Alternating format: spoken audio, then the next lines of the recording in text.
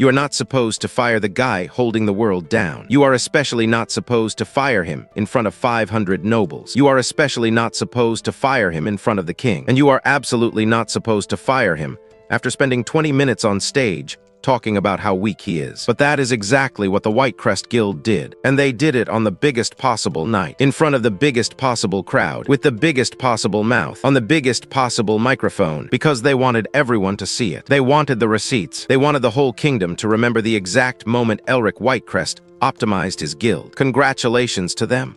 The kingdom is definitely going to remember, just not for the reason they wanted, because the guild contract that guy signed on his first day wasn't a guild contract. It was something older, something that had been patiently waiting 400 years for the right idiot to break it in public. And with 500 witnesses, now legally bound as spectators to the breach, the ancient thing under that ballroom didn't just wake up. It woke up with an audience. If you have ever been fired, dumped, replaced, or publicly humiliated by people who thought they were better than you, sit down for this one, because you are about to watch the single most expensive HR meeting in the history of that kingdom. His name was Calvin, 24 years old, the Whitecrest Guild's official archivist, which was the guild's polite word for the guy nobody bothered to learn the name of. He was the archivist. He was the errand runner. He was the guy the receptionist yelled at when the coffee ran out, even though he did not make the coffee. He was, by every metric this guild used, a walking rounding error. That is what they thought, because Kale had a habit. Every night after everyone left, he went down to the seal chamber under the guild. He lit 3 candles. He sat in the center of a symbol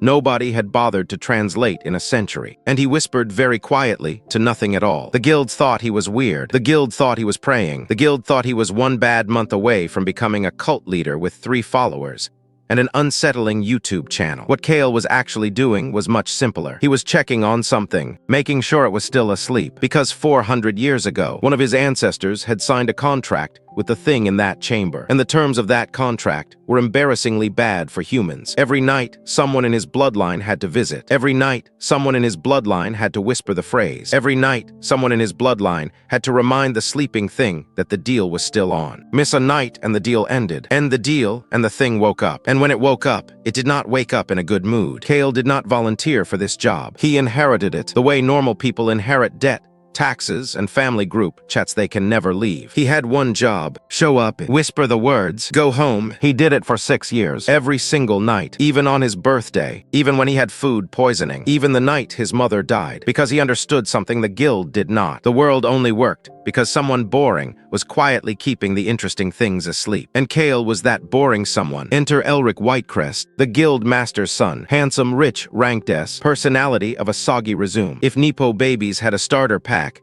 Elric was on the front of the box. Elric had a problem. His father, the actual guild master, was retiring in 6 months, and his father did not think Elric was ready. So Elric decided to do something dramatic, something loud, something televised. He was going to fire someone on stage at the annual Kingdom Guild Summit, in front of every important person in the capital. And he was going to frame it as strong leadership, because Elric was the kind of guy who read 3 business books and now thought he was Steve Jobs with a longsword. The victim, obviously, had to be safe. Nobody popular, nobody defended, someone the guild would not miss. So Elric asked his second-in-command, Serene, to make him a list. Serene was polite. Serene was efficient. Serene was married into the family for reasons that had nothing to do with love. Serene handed him a single name on a single piece of paper. Calvin. Elric looked at the name. Elric said who, which by itself would already have been enough evidence in a court that he had no idea what he was about to do. Serene explained. Serene said Kale was rank F. Archivist, no political value, no relatives, quiet, odd, ideal. Elric said perfect. He'll cry on stage, it'll be great. Serene smiled the smile that made pigeons feel judged. 6 weeks later,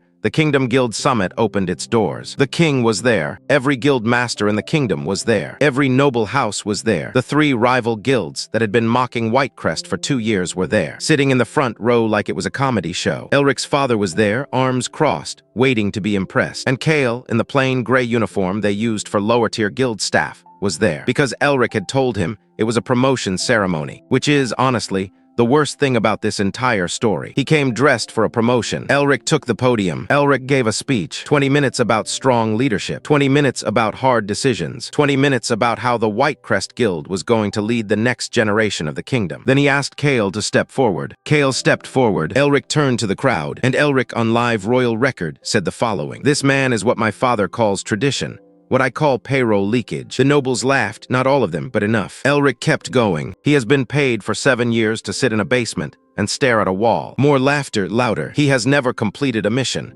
He has never earned a rank. He has never contributed a single measurable result. Elric turned to Kale. Elric held up the termination scroll. Today we thank him for his service, and we optimize. And Elric in front of the king, in front of 500 nobles, in front of the 3 rival guilds, in front of his own father, in front of the woman he was trying to impress, tore up Kale's guild ID on stage. The ballroom clapped. Not everybody, but enough. Kale did not argue. He did not beg. He did not explain what he actually did. He just stood there and let it happen, because Kale knew something these 500 people did not. He knew that when this room realized what had just been done, half of them would not sleep for a week. Kale nodded once at Elric, turned, and walked off the stage. The ballroom sat with the silence for exactly 2 seconds. And in that silence, 3 of the rival guild masters exchanged looks, because 2 of them had heard rumors about the Whitecrest basement, and 1 of them had personally read the old bloodline registry. And all 3 of them, at the same time, thought the same thing. Something like, did he really just do that? In public. Yes, he really did. In public, on record, in front of everyone. Kale made it to the ballroom's side hall, not through the main door, through the servant corridor, because when you have been treated like furniture for 7 years, you know where the vents are. And he heard voices, Elric, Serene, and a third voice he did not recognize. They were in the small side room, celebrating. Elric was laughing. He was saying, did you see my father's face? He finally looked impressed. Serene said, of course he did. You just publicly executed a mercy hire. It looks decisive. The third voice said, and you are absolutely sure this was the last of the bloodline. Elric said, we have been tracking that family for 2 decades. He is the last, which means our contract is finally clear. Kale stopped breathing because Elric had just said the word contract, and there was only one contract in that building that mattered. The third voice said, and the sealed chamber. Serene said, we break it tonight. The item under it is worth more than this guild has made in 100 years. Elric said, not the item, the blood. Then Elric added, the blood of the thing under that seal is a top-tier alchemy ingredient. And now that the last of the caretaker line has been publicly discharged, it is legally, spiritually, and contractually available for harvest. Kale stood in that hallway for a long moment, because it all made sense. They did not fire him for money. They did not fire him to impress the king. They fired him to end the contract, and they fired him publicly, so nobody could later claim it had been done in secret. They wanted witnesses. They wanted the entire kingdom to legally see the caretaker being removed, which was, in fairness, thorough. It was also, historically speaking, the single dumbest business decision anyone had ever tried to make in that guild. And that is a bar so low it is basically a floor. Now here is where a normal protagonist would break down the wall, shout something dramatic, and draw a weapon he does not have. Kale did the opposite. He walked out of the ballroom the same way he came in. He did not go home. He went to the Royal Archive across the city, the kind of place where old bloodline records are stored for tax purposes. He opened a folder that had not been opened in 40 years, because Kale needed to check something. The exact wording of the contract, not the guild's copy, the original, the one the Whitecrest had almost certainly never read all the way through. Because here is the thing about old contracts. They are not written by lawyers. They are written by desperate people trying to bind ancient beings to reasonable behavior. And desperate people leave loopholes, not to escape, to protect the future. Kale read for 2 hours, and when he was done, he closed the folder very slowly, and for the first time in 7 years, he smiled, because he had just realized something the Whitecrests had missed. The contract did not end when the last caretaker was fired. The contract ended when the last caretaker died. Kale was not dead. Kale was just unemployed, which meant, legally, spiritually, and contractually, the thing under the guild was still his responsibility, and more importantly, still his property. Better yet, there was a second clause the Whitecrests had absolutely not read, because it was in the appendix, and nobody in that building had ever read an appendix in their lives. That clause said something very specific. If the caretaker was removed from their post by public disgrace, the contract's counterparty was permitted to identify the true instigator of the disgrace and attach itself to them as a permanent debt. Public disgrace. Elric had done it in front of the king, in front of 500 nobles, in front of 3 rival guilds, which meant the disgrace was not just witnessed, it was witnessed by the highest possible court in the kingdom. Elric had not just fired him, Elric had legally maximized the breach. Kale closed the folder. Then Kale whispered to nobody, "Fine, wake it up." And that night, for the first time in 6 years, Kale Veen did not go down to the sealed chamber. Somewhere under the Whitecrest Guild, something opened its eye and smiled. The next morning, Kale woke up, and everything was slightly wrong. Not bad wrong, just wrong. His body did not ache. His hands were steady. His hearing was, and this is not an exaggeration, sharp enough that he could tell the neighbor's cat had eaten fish for breakfast. There was a small red mark on the inside of his left wrist. It looked like a signature. Because it was, the thing under the guild had signed him back. This is the part of the story I need you to appreciate. For 400 years, the caretakers of that contract had assumed the deal was one direction only. Humans keep the thing asleep. Thing does not eat the world. But every contract, if you read the small print, is a two-way street. And when the humans failed to visit for the first time in 4 centuries,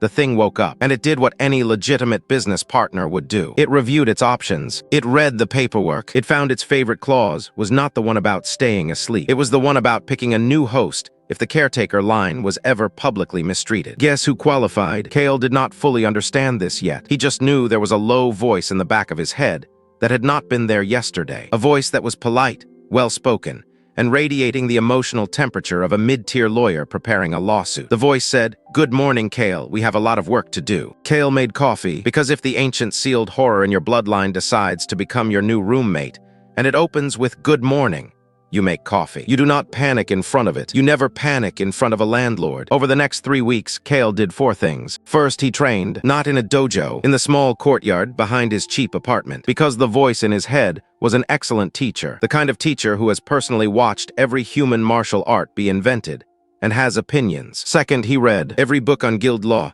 contract law, blood law, and inheritance law he could find. Because the plan was not to fight the Whitecrests, the plan was to make them lose in a way they could not appeal. Third, he watched the guild from a rooftop across the street. He watched Elric ride out on a white horse 3 times a week, waving at people like a discount prince. He watched Serene host parties full of nobles that laughed too loud at jokes that were not funny. He watched the guild's rank board slowly go down as their best hunters started retiring, resigning, or just quietly disappearing on missions, because that is what happens when you fire the guy holding the world down. Things start slipping. Fourth, he waited, because the voice in his head kept whispering the same sentence. Do not move first, let them keep digging. You are not their opponent yet, you are their consequence. Meanwhile, at the Whitecrest Guild, things were going great. If your definition of great is a slow-motion fire in an air-conditioned building. First, the seal chamber cracked. Elric assumed this was progress. Elric was the kind of guy who saw a boat sinking and interpreted it as the boat is finally getting closer to the fish. He ordered the alchemists to prepare extraction runes. 2 of them fainted. One of them screamed in a language he had never learned. Elric said, and this is real, it's fine.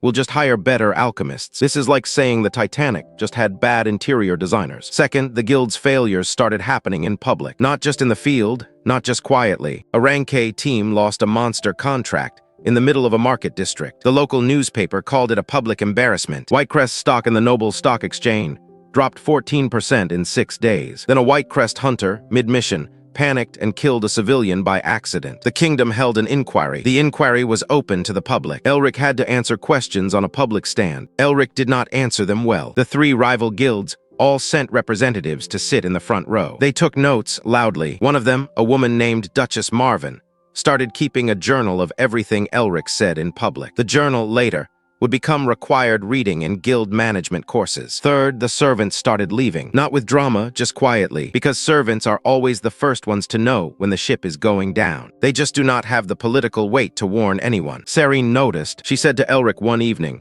"Elric, something is wrong, the house is emptying." Elric said, "You are overthinking it. Bring me another wine." If arrogance had a resume, Elric was applying for CEO. Meanwhile, in the basement, the thing in the sealed chamber was drinking, slowly, politely, from every alchemist, every extraction rune, every reagent they threw at it, every attempt they made to harvest it was, in its perspective, a snack. A small one with ambience. Meanwhile, Kale sat on his rooftop and watched, and the voice in his head said, "Beautiful, isn't it? A guild dying quietly in daylight." Kale said, "They still think they are winning." The voice said, "They will write up until the second they don't.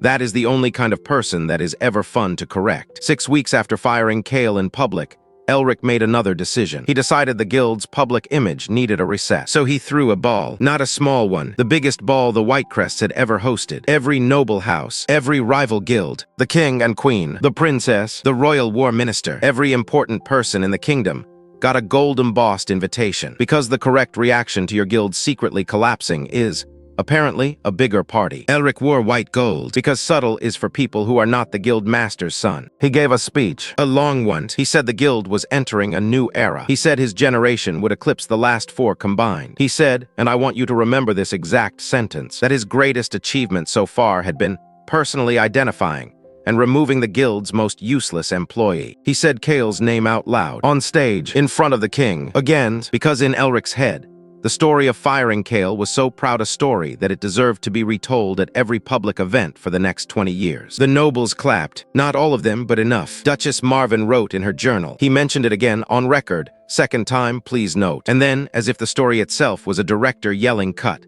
the ballroom's side doors opened. A man walked in, alone, no armor, no entourage, no weapon. The chandeliers dimmed, not by any hand, just dimmed. Serene noticed him first, because Serene, unlike Elric, could read a room. She said, Elric. Elric turned. Elric squinted. Elric, in a voice that will haunt him for the rest of his short, expensive life, said, Wait, is that the Archivist? The king's eyebrow lifted, because the king remembered that name. The king had, in fact, been slightly bothered by the summit ceremony 6 weeks ago. The king had, in fact, quietly asked one of his advisors to look into the Whitecrest bloodline registry. The king had, in fact, been given a very unsettling report. The king had not shared this with anyone. Until tonight, Kale did not do a Mr. Beast walk down the middle of the ballroom. He stopped 10 steps in. He looked at Elric, and he said, loud enough for every guest to hear, one sentence. I came to collect what you tried to steal. Silence, not the fun kind. The kind of silence you get in a courtroom the second before a verdict. Elric laughed. Of course he laughed. He was the kind of guy who would laugh at a tsunami,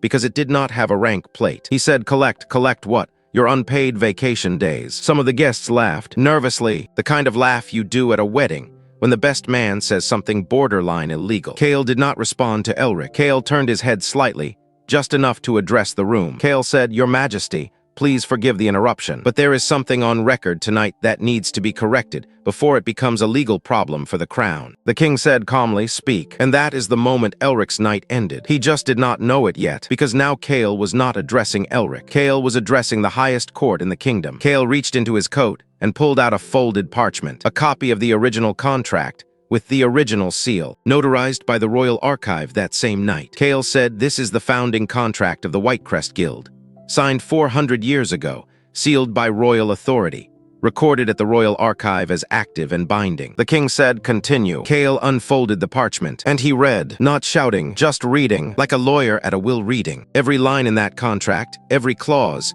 every buried loophole. He read the part where the caretaker's rights transferred automatically if the caretaker was removed from their role by force or by disgrace. He read the part where the counterparty could nominate a new host if the caretaker line was mistreated. He read the part where the counterparty had the right, if publicly wronged, to attach itself permanently to the wrongdoer as a debt collector. He read the part where debt collection was defined as, quote, any and all recoverable value from those responsible for the breach, including reputation, station, family standing, and future assets. And then he stopped. He looked up, and he said one line. 6 weeks ago, on this same stage, in front of your majesty and every guest present, Elric Whitecrest publicly disgraced the caretaker of that contract. The room went perfectly still. The king's eyes went to Elric. The rival guild masters slowly stood up. Duchess Marvin's pen stopped moving, because she did not need to take any more notes. Elric said, That is absurd. He is a rank F archivist. Kale said, Your Majesty, may I present the Royal Archive's verified copy of the Whitecrest founding contract and the notarized bloodline registry that confirms me as the last living signatory of the caretaker line. 2 royal notaries stepped out of the crowd, because Kale had brought 2 royal notaries with him. Because Kale was not there to fight. Kale was there to file paperwork. The notaries confirmed the documents in front of everyone. The king said one word, verified. Elric's face changed. Not fast, not all at once. Slowly, you could see the exact second his brain caught up to the room. That right there is the screenshot. That is the exact frame every viewer in that story world will remember for the rest of their lives. That is the Whitecrest heir realizing he had just, on royal record, ended his own house. The king said quietly, Elric Whitecrest, do you confirm you removed this man from his post on this stage 6 weeks ago? Elric could not lie. Everyone in that ballroom had watched him do it. The rival guild masters had literally filmed it with royal recording crystals. Elric said yes. The king said, do you confirm you named him publicly again tonight on this same stage 10 minutes ago? Elric said yes. The king said, then by the terms of the contract you have just heard read into royal record, the Whitecrest Guild has publicly and legally breached the caretaker clause not once, but twice, in front of the crown. The king turned to the royal notaries. Record that. The pens moved. Elric's father, the actual guild master, sat down. Not gracefully. He sat down like his knees stopped working. Because his knees stopped working, the rival guild masters were now openly smiling. One of them whispered, "He did it in front of the king, twice on record. If you were in that ballroom, that is when you would have felt the temperature of the room change." Because 500 nobles just realized, at the same time, that they had personally witnessed the largest legal disaster of the decade. And more importantly, they had cheered for it. Twice. Now here is where the story turns again. Because up to this point, this is already a level 5 historical humiliation. The Whitecrest Guild's reputation, in front of the king, in front of every noble house, in front of every rival guild, was over. But Sarene at this moment made a small mistake. She looked at the parchment in Kale's hand from across the room. She read it upside down, because Sarene, unlike Elric, could actually read. And she saw a line Kale had not read out loud yet. Sarene went pale, because Sarene had personally spent the last 6 months studying every ancient contract in the guild's archive. Sarene had personally been the one who told Elric to fire Kale. Sarene had personally been the one who traced Kale's bloodline. Sarene was the third voice in that side conference room, because the line she saw said, in old formal script, that the counterparty, once activated, was permitted to identify the true instigator of the breach. Not the guild master, not the person who signed the termination. The instigator, the one who planned it, the one who chose the target, the one who wrote the name on the paper, which was not Elric. Elric was, at best, the finger on the trigger. Sarene was the gun. And here is what the ballroom did not know. Sarene was not just a lieutenant. Sarene was a Whitecrest by marriage. Sarene had planned this for 2 years. Sarene had married into that family for one reason. She wanted the contract. She wanted the thing under the guild. She wanted to command it. She had used Elric like an ATM with a jaw, and she had almost gotten away with it. Kale slowly turned his head. Not fast, just slow enough to be unbearable. And he looked at Sarene, and in front of the king, in front of Elric's father, in front of 500 nobles, in front of Sarene's own noble house, sitting 3 tables away, in front of the rival guild masters filming every second, Kale said one line. "You were the third voice." Sarene tried to smile. She could not. Kale said, "You were the one who wanted this." Sarene said, "Kale, please." Kale said, "You do not get to say please. You do not get to say my name. You knew what was in that basement. You knew what would happen. You did it anyway, and you did it in front of your king." The king's face did not move, but everybody in that room saw his hand slowly close on the arm of the throne, because Sarene had just been named, on royal record, as the actual instigator of a contract breach against a bloodline the crown had personally sealed 400 years ago, which is a very specific kind of treason. Kale delivered the line the audience will screenshot. Kale said, "The contract does not care that you are sorry." Kale said, "The contract cares that you signed it. And now so do I." Sarene sat down on the floor, not because she chose to. Her legs gave out. Her own father, 3 tables away, stood up and quietly turned his back on her. On camera, with 500 witnesses. If you were watching this in a comment section, you already know exactly what people would be typing. Bro, her dad turned his back on her. In front of the king, this is not a fight anymore. This is a funeral. Now, if this was a clean single-part recap, this is where the story would end. Kale delivers the debt. Sarene and Elric collapse in public. The Whitecrest name is legally erased before dawn. Camera pulls back. Roll credits. But this is not a clean recap. This is a setup, because as Sarene sat on the floor, and as Elric stared at his own father, who was refusing to look at him, and as the king slowly signaled his royal enforcers to seal the ballroom exits, he voice in Kale's head spoke one more time. And this time, for the first time, it did not sound polite. It sounded amused. It said, "Kale, there is one thing I never told you." Kale did not move his face, but internally he answered, "What?" The voice said, "The contract has more than one counterparty." Kale blinked. The voice said, "There is another one older than me, sealed deeper in a different city. And when I woke up, so did it, and it does not have manners." Kale said in his head, "You are telling me this now." The voice said, "I am telling you this now because you needed to focus. Now you have a moment." And in that same instant, a courier burst through the ballroom side door. Nobody was paying attention to him, because everybody in the room was still staring at Kale and Sarene. He ran to the closest noble he recognized. He handed her the letter. She opened it out of habit. She read it. She dropped her wine. The glass shattered. Then, because news travels faster than fear in a nervous crowd, 6 other people opened their letters, because they had all gotten the same one. The Royal Herald had just sent a bulletin. The eastern city of Sereth had gone silent. Population 300,000. Until this evening, perfectly fine. According to the bulletin, Sereth no longer had a wall. Sereth no longer had a garrison. Sereth no longer had a name on the royal map. And on the last line, in shaky handwriting, the Royal Herald had written this: "Whatever is in Sereth is asking for someone by name.